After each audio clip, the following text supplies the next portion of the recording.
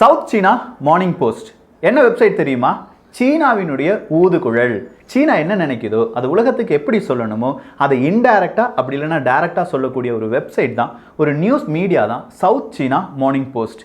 அவங்க வெப்சைட்ல இன்னைக்கு ஒரு தலைப்பு வந்திருக்கு. வேற எதுவுமே கிடையாது. தைவானை நோக்கி சீனாவினுடைய படைகள் சீக்கிரமாக நெருங்கி செல்வதற்கு வாய்ப்புகள் இருக்கு, பாசிபிள் சைனீஸ் இன்வேஷன் அப்படின்னு சொல்லி ஒரு டைட்டில்ல ஒரு நியூஸ் வந்திருக்கு. இந்த இடத்துல மட்டும்தான் நியூஸ் வந்திருக்கு அப்படின்னு பார்த்தா கிடையாதே. அல் ஜசீரால வந்திருக்கு, ராய்டர்ஸ்ல வந்திருக்கு. இப்படி நிறைய மீடியால தைவானை எப்படியாவது தனது கட்டுப்பாட்டுக்குள் கொண்டு வருவதற்காக சீனா முயன்று வருகிறது அப்படிங்கிற ஒரு செய்தி வலம் வந்து கொண்டிருக்கிறது. இதுல நிறைய உண்மைகள் இருக்கு.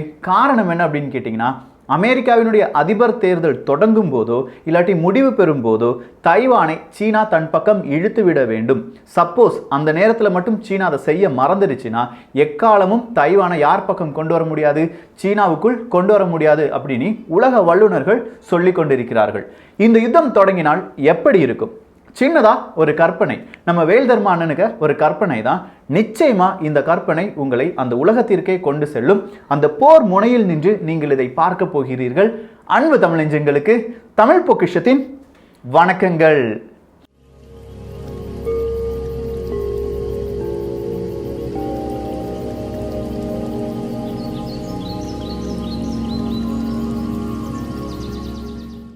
ஸோ இந்த கற்பனைக்கெல்லாம் போறதுக்கு முன்னாடி யதார்த்தமா என்ன நடந்துட்டு இருக்கு அப்படிங்கிறத நம்ம பார்த்துடலாம். தென் சீன கடல் மற்றும் கிழக்கு சீன கடல், இங்க தைவானுக்கு எதிராக சீனா நிறுத்தி வைத்திருந்த பல ஏவுகணைகளை மாற்றிவிட்டு அதிநவீன ஏவுகணைகளை புதிதாக வைத்திருக்கிறது சீனா. இது எல்லாமே சேட்டலைட் இமேஜில் தெளிவாக நமக்கு தெரிய வருது. ஸோ எந்தெந்த மிசைலை மாற்றிட்டு இப்போ எந்த மிசைல் வச்சிருக்காங்க, இந்த கேள்விக்கான பதில் DF-11 மற்றும் DF-15 போன்ற மிசைல்ஸ் எல்லாமே, ஹைப்பர்சோனிக் மிசைல் எல்லாமே தூக்கிவிட்டு இப்போ DF-17 அப்படிங்கிற மிசைல்ஸை வச்சிருக்காங்க. இது மட்டும் கிடையாது, சீனால தைவானுடைய அந்த எல்லையில் S-400 ஆன்டி மிசைல் சிஸ்டத்தை நிப்பாட்டி வச்சிருக்காங்க. சீனாவுக்கு எதிராக தைவான் நாட்டு போர் விமானம், ஏதாவது தைவான் நாட்டிலிருந்து அப்படியே புறப்பட்ட உடனேயே S-400 ஆக்டிவேட் ஆகிடும். கிட்டத்தட்ட S-400 ரேஞ்ச் என்பது 600 கிலோமீட்டர், 160 170 கிலோமீட்டர் தள்ளி போனா, சீனாலேருந்து ஒரு எல்லை தள்ளி போனா தைவான் வந்துடும். ஸோ இந்த ஒரு டிஸ்டன்ஸுக்குள்ள அங்கே போர் விமானங்கள் ஏதாவது புறப்பட்டது என்றால் சீனா அதை தாக்கி அழித்து விடும். இப்படி எல்லாமே ரெடியா இருக்கு அப்படிங்கிறது தான் தெளிவான ஒரு செய்தியாக இருக்கிறது. இது மட்டும் கிடையாது, 2 தினத்திற்கு முன்பாக சீன அதிபர் ஒரு வார்த்தையை சொல்லியிருந்தார். அவர்களுடைய ராணுவ வீரர்கள் மத்தியில் என்ன சொன்னார்? போருக்கு தயாராகுங்கள், எப்போது வேண்டுமானாலும் போர் வரலாம் அப்படின்னு சொல்லியிருந்தார். சோ அந்த போர் தைவானுக்கு எதிராக இருக்குமா? தைவானுடைய அதிபர் என்ன சொல்லிட்டு இருக்காங்க? கண்டிப்பா 2016க்கு பிறகு தைவானுக்கும் சீனாவுக்கும் இடையே இருந்த அந்த உறவு சுத்தமா இல்லாம போயிருச்சு. ஏன்னா தைவான் அதிபராக பதவியேற்கிறார் சாய் இங் வான் என்பவர். ஸோ இந்த சாய் அவர்கள் பொதுவாக சீனாவுக்கு எதிரான ஒரு நிலைப்பாடை கொண்டவர். 2016 அதிபராக மாறுகிறார், 2020 அடுத்த அதிபராக அவரே மாறுகிறார். இது மட்டும் தானா? அதிபரான உடனே டொனால்டு ட்ரம்ப் அவர்களுக்கு ஒரு ஃபோன் காலை கூப்பிடுறார். 10 நிமிஷம் பேசுறாங்க. சீன அதிபருக்கு சுத்தமா எரியுது, என்னடா இவன் அமெரிக்கா கூட இவ்வளவு தூரம் பேசிட்டு இருக்கானே. லாஸ்டா தைவானுடைய நேஷனல் டே, அந்த நேஷனல் டேக்கு இந்தியர்கள் மிகப்பெரிய அளவில் ட்விட்டர்லாம் ட்ரெண்ட் பண்ணி விட்டுட்டாங்க. தைவான் என்கிற நாட்டுக்கு எங்களுடைய வாழ்த்துக்கள் அப்படின்னு சொல்லிட்டாங்க. சாய் வெங் யான் அவர்கள் மறுபடியும் அதிபராக பதவியேற்கும் விழாவில் இந்தியாவை சேர்ந்தவர்கள், அமெரிக்காவை சேர்ந்தவர்கள் எல்லாருமே பங்கு பெற்றார்கள். ஸோ இது எல்லாமே சீனாவுக்கு ஒரு கொந்தளிப்பை ஏற்படுத்துகிறது. 2019 இதே சீன அதிபர் சொல்றார், தைவானை சமாதானமாக சீனாவில் ஒன்று சேர்ப்பது என்பது நடக்காது. சப்போஸ் அது நடக்கவில்லை என்றால் போர் தொடுக்க வேண்டியதாக இருக்கும். சரி, அந்த போருக்கான நேரம் வந்துவிட்டதா? அமெரிக்க தேர்தல், அதுல டொனால்டு ட்ரம்ப் ஜெயிச்சாலும் சரி, ஜோ பிடன் அவர்கள் ஜெயித்தாலும் சரி, தைவானை சீனாவுக்கு விட்டு கொடுக்க மாட்டாங்க அப்படின்னு சொல்லி சீனாவுக்கும் நல்லா தெரியும். சோ இதுல யார் ஜெயிச்சாலும் தோற்றாலும் தைவானுடைய இந்த பிரச்சனையை எவ்வளவு சீக்கிரமா சீனா ஒதுக்குதோ அவ்வளவு சீக்கிரமா சீனாவுக்கு நல்லது. ஏன்னா மறுபடியும் இந்த கொரோனா வைரஸுடைய தாக்குதல், பொருளாதார மந்த நிலைமை, மறுபடியும் சீனாவை எல்லாருமே பிளேம் பண்ணுவாங்க. சோ சீனாவினுடைய பொருளாதாரம் பாதிக்கும், மறுபடியும் தைவானை எதிர்த்து எதுவுமே செய்ய முடியாது. தைவானுக்கு கூடுதலான ஆயுதங்களை வழங்குவதற்காக பல நாடுகள் தயாராகி கொண்டிருக்கின்றன. தைவானுடைய பலம் கூடிக்கொண்டே இருக்கிறது. இவ்வளோ கூடிச்சுனா சரி வராது, சீக்கிரமா தைவானுடைய வேலையை முடித்து விட வேண்டும், சோழியை முடிச்சிடணும் அப்படின்னு சொல்லி சீனா களமிறங்க போவதாக சீனாவினுடைய மீடியாவே செய்தியை வெளியிட்டிருக்கிறார்கள். சோ சீனா தைவானை அடிக்க வேண்டும் என்றால் எப்படி அடிக்கும்? அப்படி அடிக்கிறதுக்கு 4 கட்டங்கள் இருக்கு. முதல் கட்டம் அப்படின்னு சொல்லும்போது அமெரிக்காக்கு எதிராக சீனா களமிறங்க வேண்டும். அது ஏன் அமெரிக்காக்கு எதிராக சீனா களமிறங்க வேண்டும்? தைவானை சீனா மட்டும் அவங்களுடைய நாடாக இல்லாட்டி சீனாவின் கட்டுப்பாட்டுக்குள் கொண்டு வந்து விட்டார்கள் என்றால் பசிபிக் பெருங்கடலில் அமெரிக்காவுக்கு எதிரான மிக முக்கிய நாடாக சீனா மாறிவிடும். ஏன்னா 15 டீப் சீ போர்ட்டை உள்ளடக்கியதுதான் தைவான். தைவானை சீனா பிடித்து விட்டது என்றால் சீனாவினுடைய கடற்படை பலம் 10 மடங்கு அதிகரிப்பதற்கான வாய்ப்புகள் இருக்கிறது. நிச்சயமா தைவானுக்கும் சீனாவுக்கும் போட்டி வந்தது என்றால் அங்கே அமெரிக்கா வரும் அப்படின்னு சொல்லி சீனாவுக்கு தெரியும். அதனால சீனா என்ன செய்வாங்கன்னா அவங்களுடைய ஏவுகணைகளை வைத்து அமெரிக்காவினுடைய நிறைய சேட்டலைட்டை அழிக்க நினைப்பார்கள்.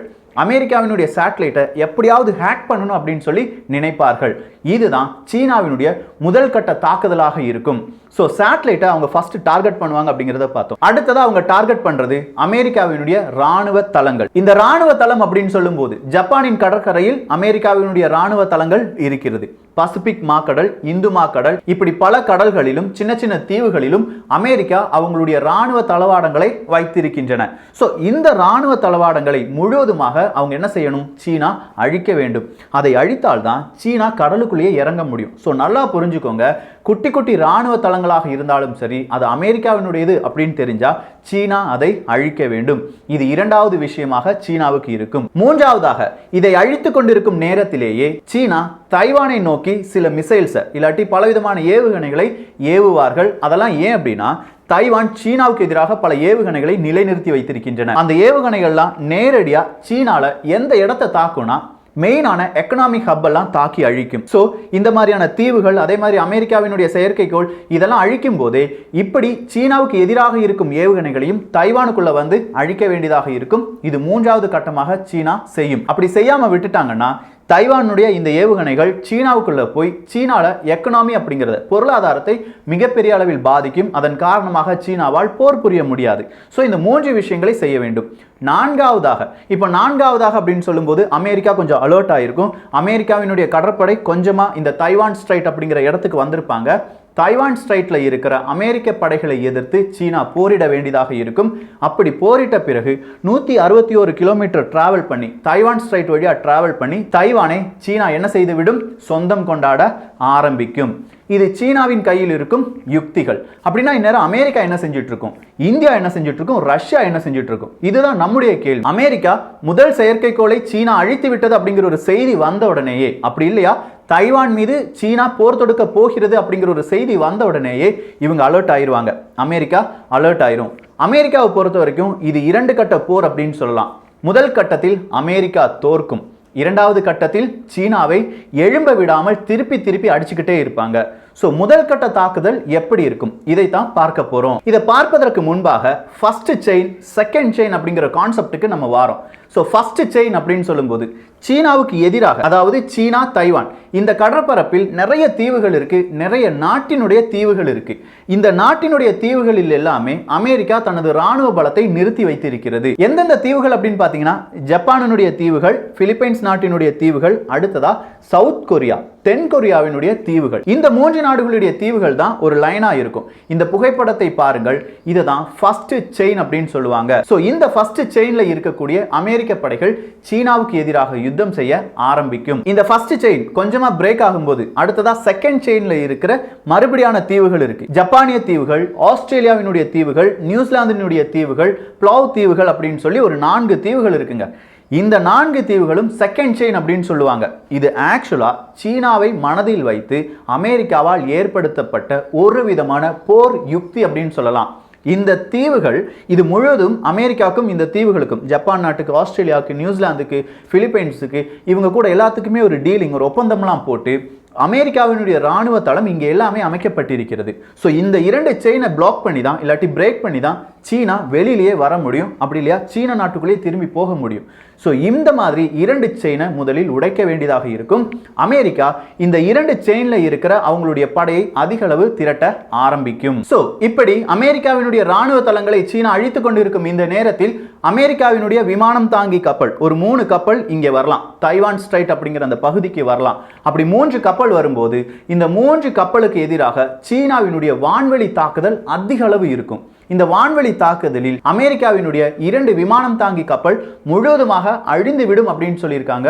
ஒரு கப்பல் மட்டும் தப்பி பிழைக்கும் அப்படின்னு சொல்லியிருக்காங்க. அதே நேரத்தில் சீனாவினுடைய விமானம் தாங்கி கப்பலாக இருக்கட்டும் இல்லாட்டி நீர்மூழ்கி கப்பலாக இருக்கட்டும் ஒரு போர் அப்படின்னு வந்துருச்சுன்னா 1 மணி நேரம் கூட ஈடு கொடுக்காது அமெரிக்க கப்பல் முன்னாடி. ஸோ அந்த கப்பலை எல்லாமே இந்த விமானம் தாங்கி கப்பல் ஒரு விதம் அழிச்சிருக்கும். மீதம் இருக்கும் வான்வெளி தாக்குதல் மட்டும்தான் அமெரிக்காவால் அப்போ ஹேண்டில் பண்ண முடியாது. ஆனால் எஞ்சி இருக்கும் அந்த விமானம் தாங்கி கப்பல் மறுபடியும் அமெரிக்காக்கே போகும். இப்படி அமெரிக்காக்கே போகும்போது எந்தெந்த இடத்துல இருந்து அமெரிக்காவுக்கு எதிராக இவர்கள் தாக்குதல் நடத்தினார்கள், வான்வெளி தாக்குதல் நடத்தினார்கள், அவர்களிடம் இருக்கும் விமானம் என்ன, இதுக்கு ஃபுல் டீடைல்ஸை இவங்க எடுத்துட்டு போயிருப்பாங்க. யாரு? அமெரிக்கா எடுத்துட்டு போயிருப்பாங்க. ஸோ அமெரிக்கா எடுத்துட்டு போன உடனே அமெரிக்காவினுடைய ஆளில்லா விமானம் அடுத்ததா அமெரிக்காவிடமிருந்து பறந்து வரும். இந்த ஆளில்லா விமானம் அப்படின்னு சொல்லும்போது பெரிய பெரிய ஜெட் விமானம் வர்ற மாதிரியோ இல்லாட்டி அதிநவீன விமானம் வர்ற மாதிரியோ இப்படி பல ஃபேக்கான விமானங்களும் இதன் கூடவே வரும். இப்படி கூடவே வந்து சீனாவினுடைய படைகள் எப்படி தாக்குகின்றன, எந்தெந்த இடத்துல தாக்குகின்றன அப்படிங்கிற அந்த சோர்ஸ் எல்லாமே இவங்களுக்கு அனுப்பிவிட்டு அமெரிக்காவினுடைய 5ஆம் தலைமுறை விமானங்கள், போர் விமானங்கள் இதற்கு பின்பாக வரும். அப்படி பின்னாடி வந்து இவங்களுடைய சோர்ஸ் எங்கெல்லாம் இருக்கோ அதை எல்லாமே அழிப்பார்கள் அமெரிக்கர்கள். இப்படி அழிக்கும் போது என்ன நடக்கும்? சீனாவினுடைய கடற்படை கொஞ்சமா அழிக்கப்பட்டிருக்கும். அடுத்ததா சீனாவினுடைய வான்படை இவங்களுடைய டார்கெட் எங்க இருக்குன்னு தெரியும், ஏவுகணைகள் எங்க இருக்குன்னு தெரியும். இதை எல்லாத்தையுமே அழிப்பார்கள் அமெரிக்கர்கள்.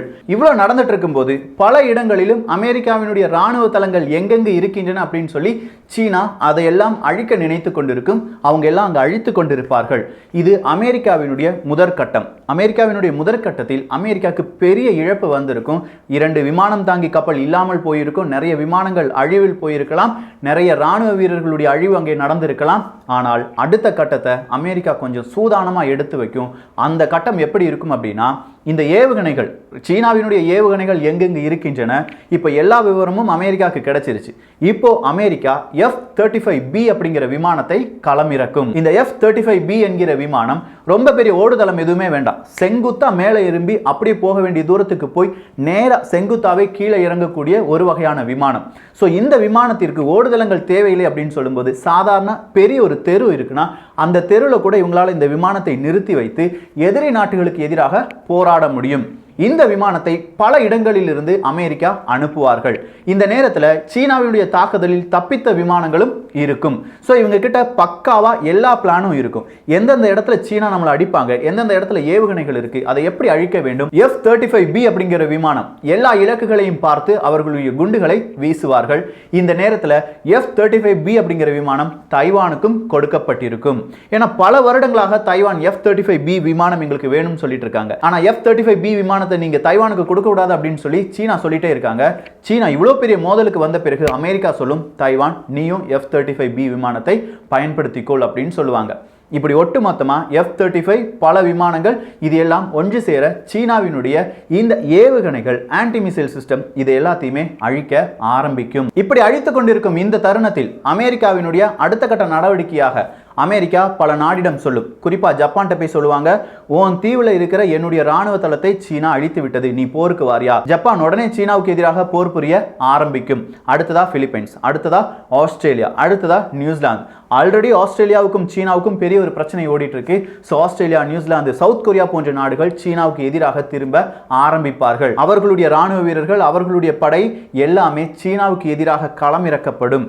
இந்த தருணத்தில் அமெரிக்கா இந்தியாவை பார்த்து ஒரே ஒரு வார்த்தையை சொல்லுவாங்க, எல்லை முழுவதும் உங்களுடைய ராணுவ வீரர்களை குவித்து வையுங்கள்.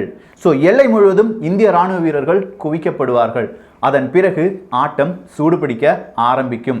அது என்ன அப்படிங்கிறத நாளைய பதிவாக பார்த்து விடலாம். நிச்சயமாக நாளை 2 பதிவுகள், ஒன்று இதனுடைய தொடர்ச்சி, இன்னொன்று பாபா வாங்கே அவர்கள் என்ன சொல்லியிருக்காங்க அப்படிங்கிறது தான். ஸோ இந்த ஒரு வீடியோவினுடைய தொடர்ச்சி எப்படி இருக்கும், ரஷ்யா என்ன செய்ய போறாங்க, ஏன் நம்ம எல்லையில இந்திய வீரர்களை குவிக்கிறோம், அதன் பிறகு இந்தியா போரில் பங்கெடுக்குமா, ரஷ்யாவினுடைய நிலைப்பாடு என்னவாக இருக்கும், இப்படி பல விஷயங்களை நாளைய டாபிக்ல நம்ம பார்த்துடலாம். இதை பார்க்கும்போது இதெல்லாம் நடக்குமா நடக்காதா, சீனா இந்த நேரம் என்ன செஞ்சிட்டு இருப்பாங்க, பல கேள்விகள் உங்களுக்கு வரலாம்ல. உங்களுடைய கேள்விகளை கீழே கமெண்ட் பாக்ஸ்ல சொல்லுங்க. இந்த காணொளி பற்றிய உங்களுடைய கருத்துக்களை மறக்காம பதிவு செய்யுங்க. அதை பொறுத்து தான் நாளைய டாபிக்கை இன்னும் கொஞ்சம் இன்ட்ரெஸ்டா சொல்ல போறேன். ஸோ எல்லோரும் தமிழ் பொக்ஷத்தில் இணைந்திருங்கள். தமிழ் பொக்ஷம் சேனலை சப்ஸ்கிரைப் செய்யாத தோழர்கள் தோழிகள் தயவுசெய்து சப்ஸ்கிரைப் பண்ணிக்கோங்க.